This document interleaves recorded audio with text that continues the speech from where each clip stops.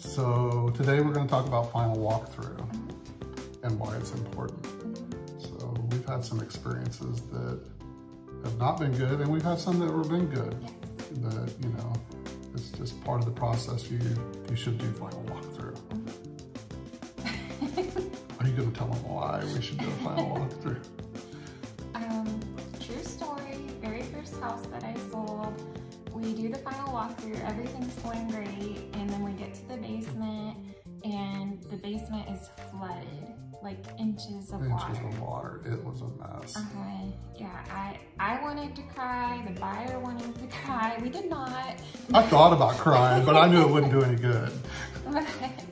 We made some phone calls. We were supposed to close later that day. We postponed closing. The seller fixed everything. What happened was the gutters were just completely packed, and there was a huge rain, and there was nowhere else for the water to go but in the basement. Yeah, it just ran down the basement wall and ended up in the basement. Yes. Yeah.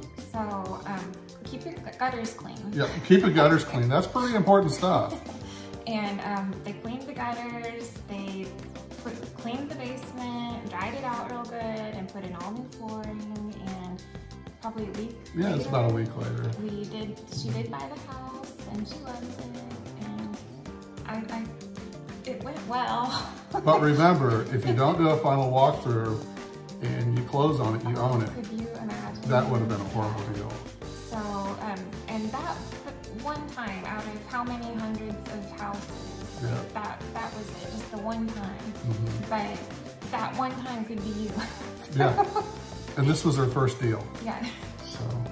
So that, yes, that was my grand introduction into selling real estate. It was flooded basement.